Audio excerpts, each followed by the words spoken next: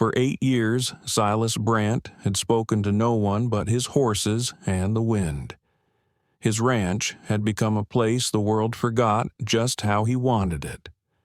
So, when the pounding came at his door that night, he knew something had gone terribly wrong. Outside, the blizzard screamed across the plains, driving snow against the shutters with the force of a battering ram. Inside, Silas sat near the fire mending a saddle strap that had cracked in the cold. His hands stilled as he listened.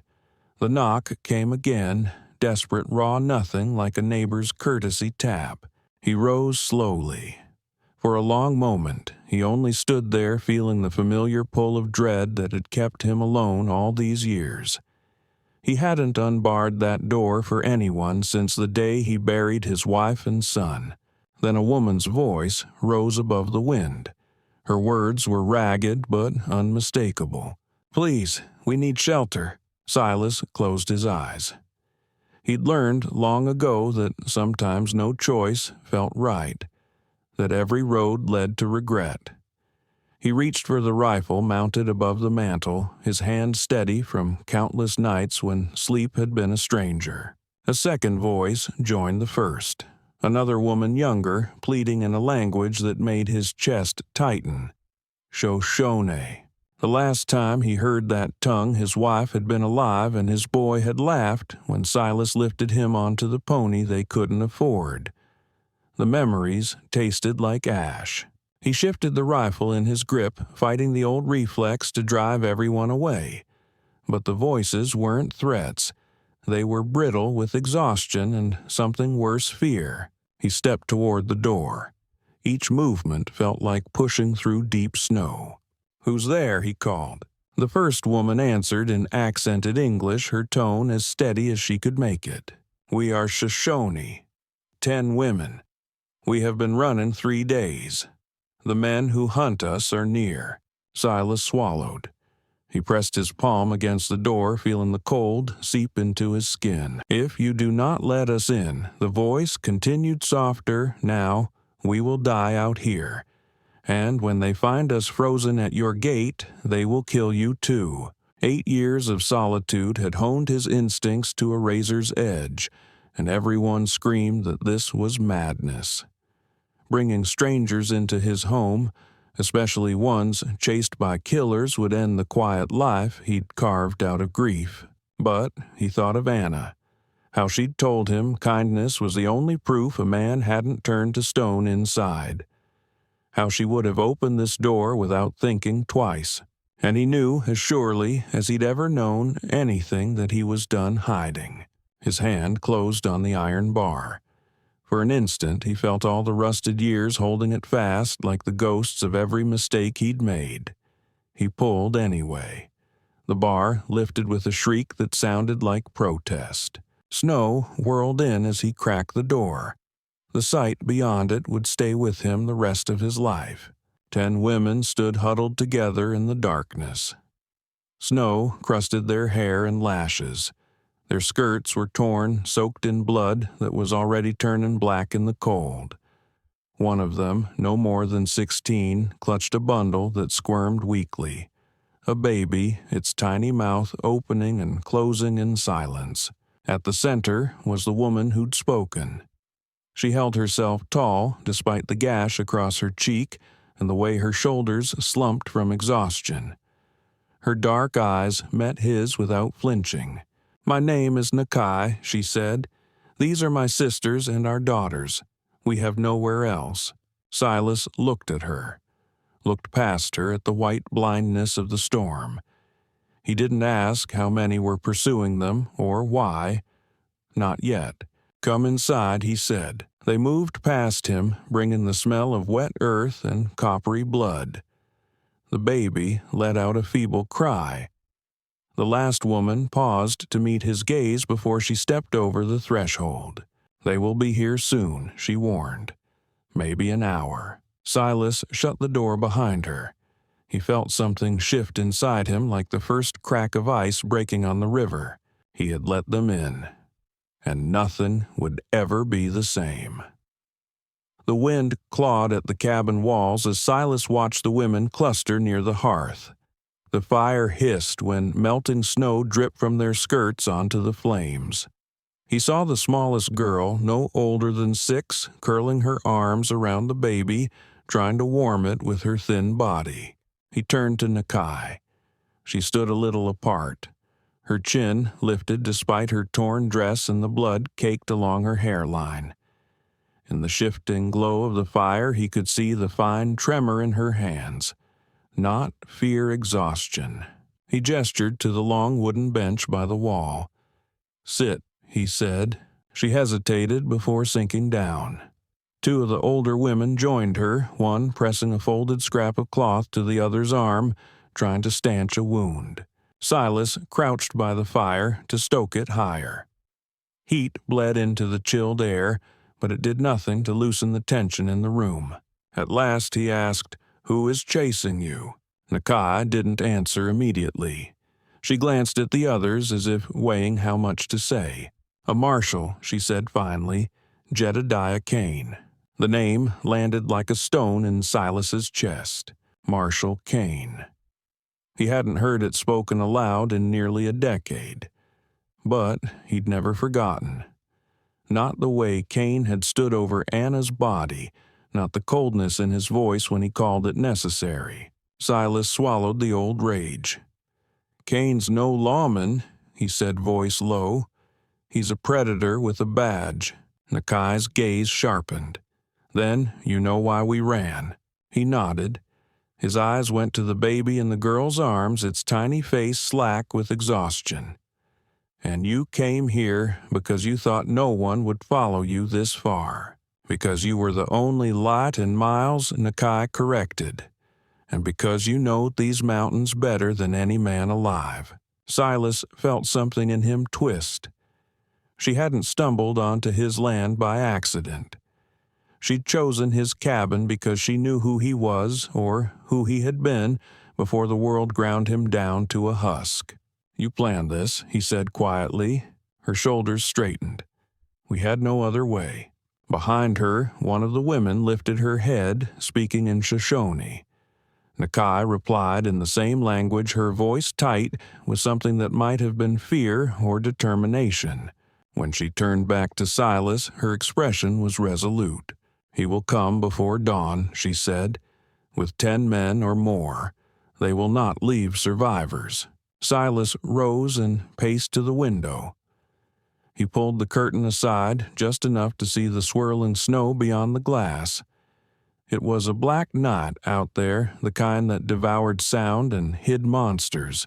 He thought of Anna again, and of the son he'd buried under a rough wooden cross on the far hill. For 8 years, he had believed that the only way to survive was to let the world pass him by. But as he turned back to face the Shoshone women, he felt the first stirrings of something he hadn't dared feel in years. Purpose. "If you stay," he said, "you should know this won't end quietly." Nakai nodded. "We have been running a long time. We are tired of running." Silas's eyes went to the rifle leaning against the hearth, to the locked cabinet in the corner that held more weapons and ammunition than any man should need. He had kept them all these years for reasons he'd told himself were about defense, but in truth he'd been waiting for a reason to stop hiding. He crossed to the cabinet and knelt, working the iron key from a nail under the shelf. One by one he set out the tools of the man he used to be. Nakai watched without speaking. "First light," Silas said. "That's when he'll come. We will be ready." Their eyes met. In hers, he saw the reflection of every terrible choice he'd already made, and the one he was making now. Outside, the storm howled on, but in the cabin, the air had changed. They were no longer strangers. They were allies. The storm pressed its cold weight against the walls as if it meant to crush everything inside. But Silas hardly noticed the wind. His eyes were fixed on the iron barrel of his rifle as he checked each cartridge, every motion precise automatic. Across the room, Nakai knelt by the fire with her people. She spoke in Shoshone, her tone soft but steady. Even without understanding her words, Silas knew she was telling them what would come. They listened without fear. No one cried. No one begged. He envied them. He slid the rifle shut and set it aside, then sank onto the edge of the table, feeling the ache in his back, an old wound that never quite healed. His gaze drifted to the corner of the room where a small wooden box sat covered in a scrap of canvas. He hadn't opened it in years, but tonight everything was surfacing. Nakai looked up and followed his gaze. "What is that?" Silas didn't answer at first. He walked over and pulled the canvas free, revealing a child's carved horse and a woman's shawl folded with care that had outlived hope. "My family," he said finally. Nakai's dark eyes met his. She did not offer sympathy, only waited. "You said Cain is hunting you," Silas continued. His voice felt brittle in his throat. "What did you do to make him so determined?" She studied the fire as she spoke. "We refused to leave our land. He came with papers he said were legal. We had never seen such papers, never signed them. When we would not go, he burned our fields. When we still would not go, he came at night and took our men away. Some were killed, others disappeared." Her voice did not waver, but Silas saw her hands tighten around the hem of her skirt. "My sister fought back," she went on. "Cain's men punished her. She did not survive." Silas's breath turned to ice. The memories of his own losses rose like ghosts, Anna's broken body in the doorway, the boy's small hand limp in his, and, standing over them, Cain expressionless as he declared them collateral. "You knew this was my land," he said. Nakai nodded once. "We knew a white rancher lived alone here, that he had once fought men like Cain. You knew who I was." Her chin lifted. Yes. For a moment, anger flared. He felt used, but it faded as quickly as it came, replaced by something heavier. Understanding. "They will come expecting to find you frightened," he said.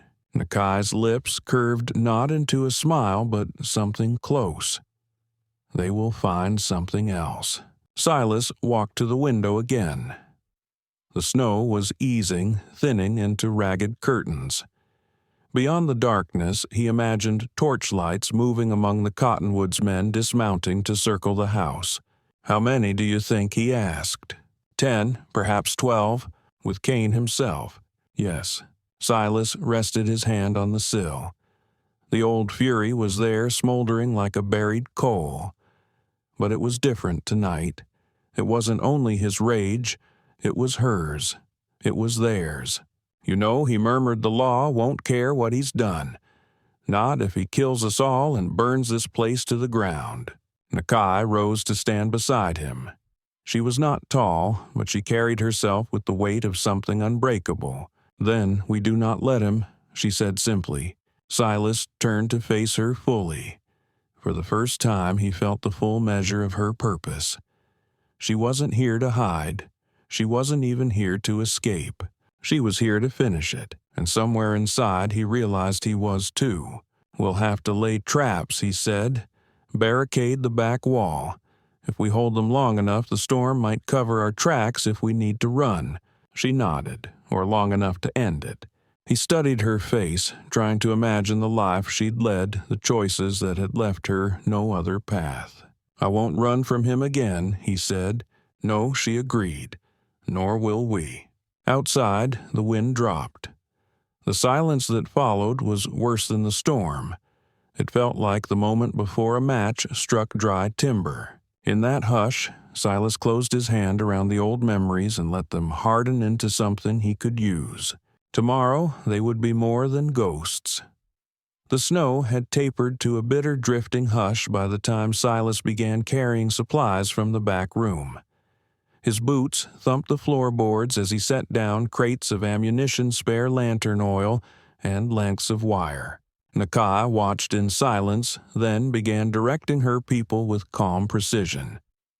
Two women broke apart a battered pine table to shore up the back wall. Another spread a patchwork quilt across the windows to dull the firelight. Even the youngest helped collecting the empty tin cans Silas had thrown aside over the years. He saw no panic, no flinching, only the steady movements of people who had decided they would not die cowering. He respected that more than he could say. "Did you ever think it would come to this?" he asked, prying open a box of rifle cartridges. Nakai met his gaze. "We have known it since the first treaty was broken." Silas felt a bitter taste in his mouth. He'd fought in wars. He'd believed once in the lines drawn between right and wrong. But watching these women working with quiet resolve, he wondered if he'd ever really understood what fighting for survival looked like. He stepped to the hearth and knelt beside the girl holding the baby. The child's tiny face was pale in the dim light, but its breath came slow and steady. "She's strong," he said softly. The girl looked up, her eyes wide. "Her name is Atsa." He nodded. "Atsa." Nakai crossed the room to join them. "We will take her to her grandmother if we survive the night." "You will," Silas said. "One way or another." He rose and gestured toward the corner cabinet. "I have traps that haven't seen daylight in years. Iron jaws, trip wires. I used to hunt wolves in these hills." Nakai inclined her head. "And now we hunt men." A strange calm settled over him. 8 years he'd hidden in these walls, letting the world go on without him. Now, every hour of that solitude felt like it had been preparing him for this single night. He fetched the traps and began showing her how they worked. She listened intently, testing the tension on the triggers with hands that never trembled. When she spoke, it was so low only he could hear. "You could still leave." He shook his head. "I left once. I didn't stop anything." Their eyes met. No more needed to be said. By lantern light, they laid out a defense. Two women carried bear traps to the brush along the north fence line, burying them beneath loose snow. Another strung wire between the fence posts to catch any rider who came through too fast. Silas and Nakai stacked crates near the front door to use as barricades, then poured lantern oil into old bottles to make crude fire bombs. Hours passed without a word spoken in fear. Each person moved with the solemn understanding that dawn might not find them alive. At last, Silas climbed to the small loft above the main room.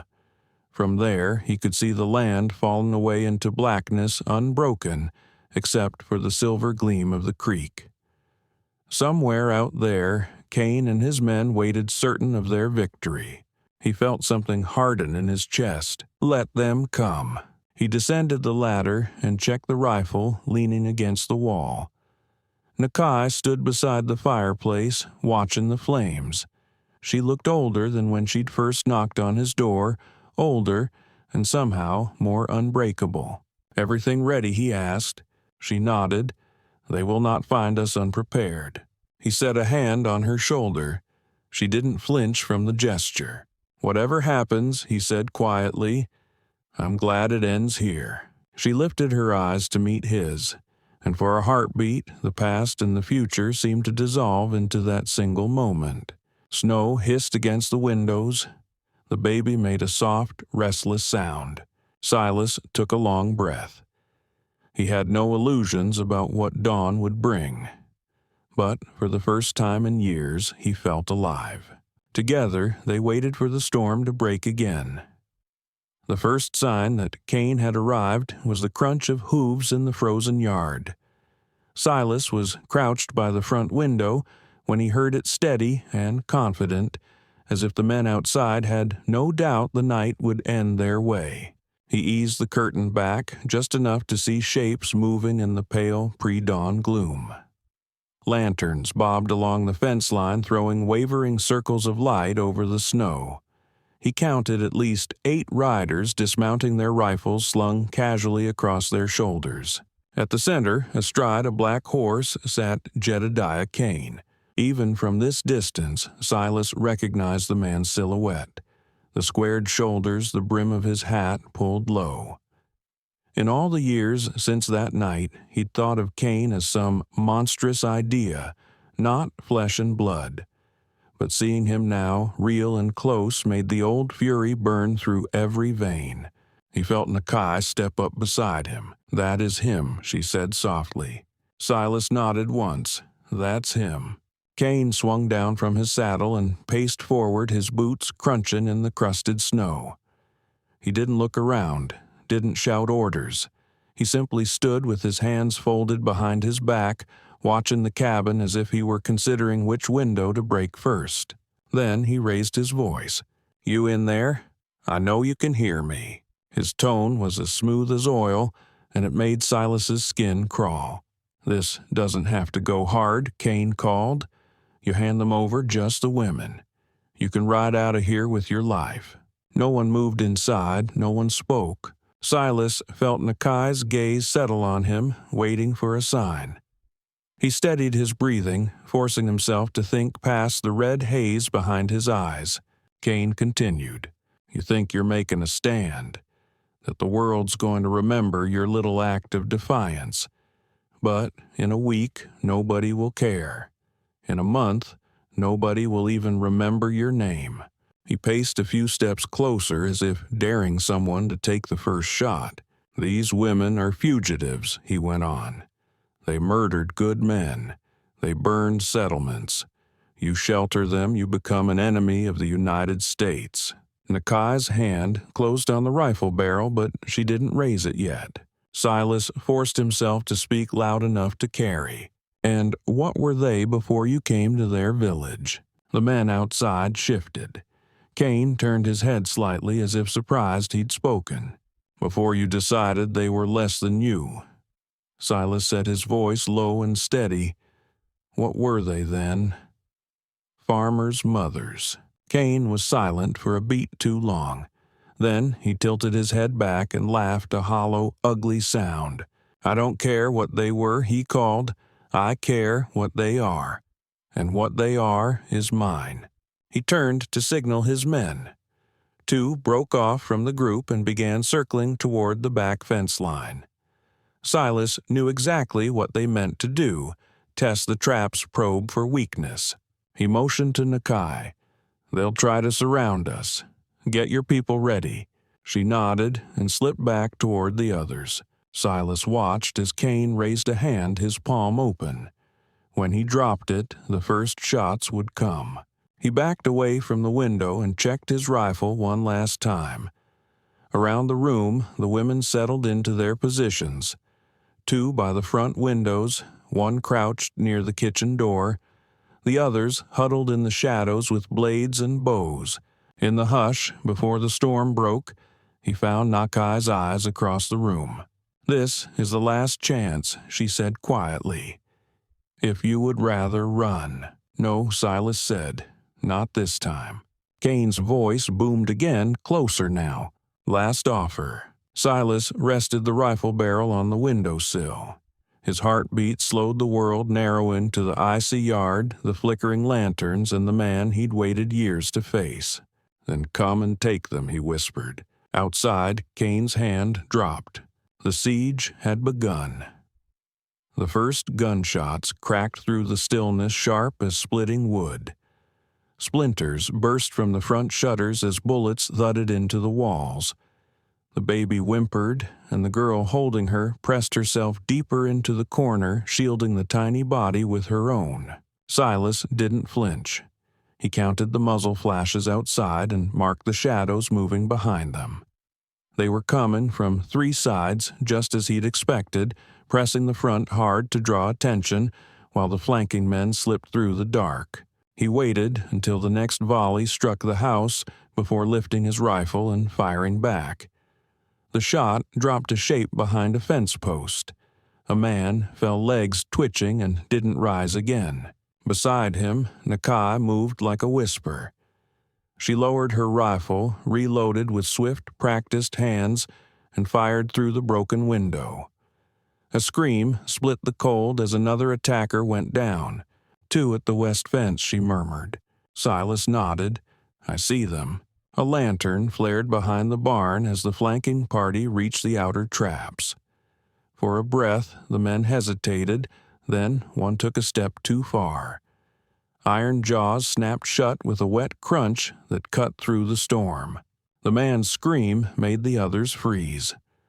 Silas used that heartbeat of confusion to break cover, swinging the door open just enough to hurl a glass bottle into the night. The lantern oil inside ignited when it struck the snow, bathing the yard in searing orange flame. Figures scattered, some shrieking, others throwing themselves into the drifts to smother the fire, licking at their coats. The sudden brightness showed him everything the way Kane stood back near the corral arms, folded, watching his men burn. He felt a cold, clean hatred settle deep in his bones. "You see him?" Nakai's voice came low. Silas nodded. "He's not going to risk himself."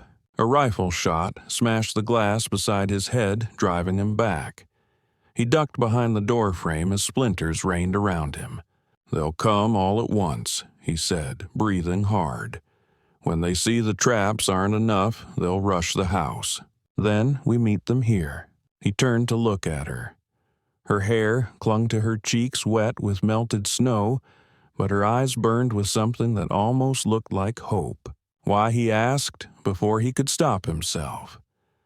Why not surrender and take your chances in their courts? Because she said softly, "My sister trusted the law to protect her, and the law sent men like Cain." For a moment, neither spoke. Outside, the screaming had faded. A terrible quiet settled over the yard, the hush before the last charge. Silas touched the locket under his shirt. He thought of Anna, of the boy, of the life that ended the moment Cain's boots crossed their threshold. And he realized that this night was never only about survival. It was about ending what should have been ended long ago. He checked his rifle, feeling the familiar weight in his hands. Whatever happens, he told Nakai, he doesn't walk away. No, she agreed, he doesn't. A single voice rose from the darkness. Cain's. "Enough games," he bellowed. "You think this changes anything? You think you can kill us all?" Silas stepped to the window and answered, "No, but I can kill you." A beat of silence.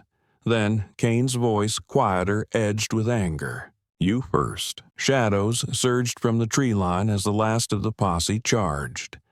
Gunfire erupted from every side, windows, doors, the shattered corners of the roof. Silas fired into the blur of figures, feeling the kick of each shot down to his bones. Nakai's people moved with the grace of hunters, striking from cover, never staying in one place. Arrows flew between gunshots, silent and lethal. A man lunged through the broken doorway, rifle raised. Silas met him with the butt of his Winchester driving the stock into his skull. The man collapsed at his feet. It was chaos. It was terror. It was freedom. And in that storm of violence, Silas Brandt felt something he hadn't felt in 8 long years. He felt alive. When the last echo of gunfire died, the cabin felt impossibly still. Smoke coiled through broken windows, mixing with the cold breath of dawn creeping in behind it. The floor was slick with melting snow and darker stains no wind could wash away. Silas leaned against the doorframe, his chest heaving. His rifle barrel glowed faintly from the heat of so many shots. Nakai stood a few paces away, wiping her blade clean on a dead man's coat. Her eyes met his, steady and unblinking. "It's over," she said. Silas wanted to believe her, but in his bones he knew it wasn't. Not yet. A low groan made him turn. Near the hearth, a young man struggled to rise from the floor. His sandy hair was matted to his forehead. His cheeks were slick with blood, though not all of it was his. Silas stalked closer, rifle ready. "Stay down." The young man froze, lifting his empty hands. Up close, he looked no older than 20. His deputy's badge hung crooked on his coat, stained and tarnished. Nakai circled behind him. "Who is he?" Deputy Silas said. I saw him with Kane when they rode in." The boy swallowed hard. "My name is Miller." Silas studied him, searching for any sign of deception. But Miller's wide, frightened eyes were not the eyes of a man who'd come here to kill out of conviction. "You helped burn their village," Silas said evenly. Miller's gaze dropped. I didn't know. He told us they were raiders, that they'd killed settlers." Nakai's voice was quiet, but it cut like a blade. "Did you ask to see proof?" The boy flinched. He was the marshal. I thought he'd tell the truth." Silas felt something sour twist in his gut. He knew too well how easy it was to mistake the uniform for honor. He'd done it himself once. "Where's Kane?" Nakai demanded. Miller lifted his head, misery etched into every line of his face. "He ran. When you broke the line, he took 2 men and fell back to the ridge." Silas cursed under his breath. He should have known Kane would never die in the first charge. He was too careful, too cold. "He'll be back with more men," Nakai said. "Not if we find him first." She nodded, but her gaze shifted back to the deputy, studying him as if she could peel the truth straight from his bones. "You're not like him," she said slowly. "But you followed him." Miller's voice cracked. "He told me if I didn't, he'd hang me for desertion. He said I was too soft to wear a badge." Silas's jaw tightened. The old anger, so familiar it almost felt like an old friend, rose in his chest again. "You have a choice," he told the boy. "You can ride out of here and pretend you never saw any of this. Or you can help us finish what you started." Miller looked up startled. "If we leave him alive," Nakai said, "he'll hunt us to the ends of the territory. There will be no rest for any of us." Silas stepped closer, his shadow falling over the trembling deputy. "You know where he'll go," he said. "Where he camps, where he hides." Miller swallowed. "There's an old line shack west of the ridge. He used it before when he wanted to take prisoners." Silas didn't need to ask what kind of prisoners. He already knew. "Can you lead us there?" he demanded. Miller hesitated. But when he looked into Nakai's eyes, something in him seemed to break. "Yes," he whispered. For a long moment, no one spoke. The only sound was the baby's thin, exhausted breathing in the corner. Silas looked at Nakai. "This ends today." Her expression was carved from stone. "Yes." He turned back to Miller. "Then get up." The deputy climbed to his feet, swaying a little, but he didn't look away. And as the pale light of morning spilled across the bloody threshold, Silas felt a strange, quiet certainty settle in his chest. For the first time in years, he knew exactly what had to be done. The climb to the ridge was slow. Snowmelt turned the ground to black paste, sucking at their boots. Miller led the way, his face pale as chalk, but he didn't hesitate. He'd tied a blood-stained rag around his arm, proof enough that he was no longer Kane's man. Silas moved behind him every step, a reminder of the years he'd wasted hiding from this moment. Nakai and 2 of her people flanked them, silent and watchful. The others remained at the cabin with the wounded guarding what little remained of their past lives. The trail bent between 2 outcrops of granite, then dropped into a shallow draw. Miller raised a hand, signaling them to stop. "He's there," he whispered. Below the line shack, crouched in a stand of wind-bent pines. Smoke curled from the chimney, thin, tentative, as if even Kane wasn't sure he deserved the warmth. 2 horses stood tethered in the lee of the porch, their tack still in place. Nakai eased closer to Silas. Her breath clouded in the dawn air. "You should stay here," she murmured. "This is our fight." "No," Silas said. "It was my fight first."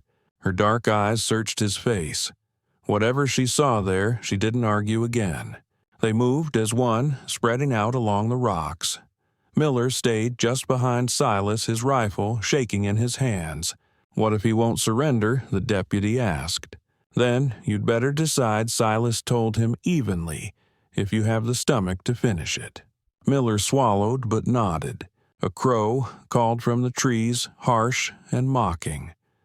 Silas raised 2 fingers. Wait.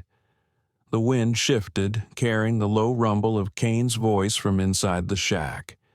He couldn't make out the words, but he didn't need to. Cain was cursing them all. Nakai met his gaze. On her signal, they advanced. The last 30 yards passed in a blur. Silas barely felt the cold. His hand was steady as he pressed his shoulder to the warped door. Cain was still talking when Silas kicked it in. The marshal spun gun half raised, but Nakai was faster. Her bullet smashed through his shoulder, sending him sprawling against the far wall. He screamed in rage and pain, trying to lift his revolver again. "Don't," Silas warned. For the first time, Cain hesitated. His eyes went to Miller. Recognition dawned, mingled with disgust. "You worthless coward," he spat. "I should have hanged you myself." Miller's mouth trembled, but he kept his rifle aimed.